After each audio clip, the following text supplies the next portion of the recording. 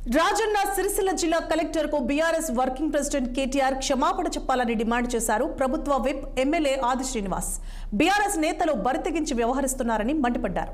Social మీడియాలో జిల్లా collector మీద అనేక ఆరోపణలు చేశారన్న ఆయన ఎలక్షన్ కోడ్ అమలులో ఉండగా టీ పాయింట్ ఫ్లెక్స్ లో కేటీఆర్ ఫోటో తొలగించినందుకు కలెక్టర్ పై తీవ్ర ఆరోపణలు చేశారని ధ్వజమెత్తారు.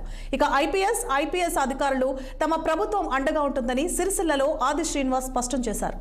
జిల్లా కేంద్రంలోని 1000 ఎకరాల ప్రభుత్వ భూమి ఆక్రమణకు గురైతే దాన్ని స్వాధీనం చేసుకుంటున్న అధికార యంత్రాంగంపై గులాబీ నేతలు కక్షగట్టారని ఫైర్ అయ్యారు ఎమ్మెల్యే ఆది శ్రీనివాస్. వరి తెగించి మరి ముందుకు పోతుందంటారు నిదర్శనం.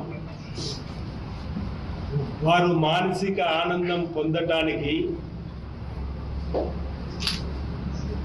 చేస్తున్నటువంటి పోస్టింగ్లు,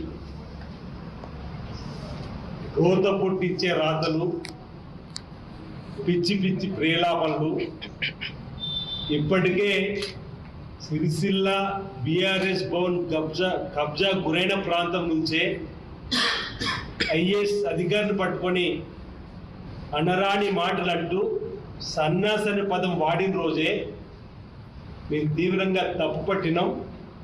ఐఏఎస్ ఆఫీసర్లకు కలంకం తెచ్చే విధంగా ఉన్న పదాలు ఉపసంహరించుకొని క్షమాపణ చెప్పాలని చెప్పి మేము డిమాండ్ చేసాం.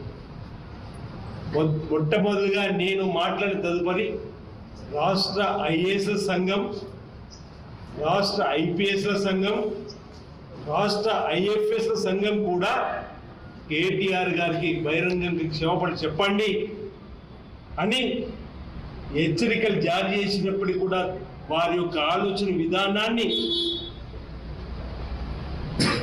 ఏ విధంగా ఇంకా పిచ్చి పిచ్చి ప్రేలాపతో ముందుకు పోతుండడం నిరసనం ఈ 2 రోజులుగా సోషల్ మీడియాలో ప్రధానంగా బీఆర్ఎస్ పార్టీ ద్వారా నడపబడుతున్నటువంటి, బీఆర్ఎస్ పార్టీ ద్వారా దుబాయ్ కేంద్రంగా నుంచి నడపబడుతున్నటువంటి కొన్ని సోషల్ మీడియాల ద్వారా ఈరోజు రాజన్న సిరిసిల్ల జిల్లా కలెక్టర్ గారు చట్టాన్ని సంరక్షిస్తూ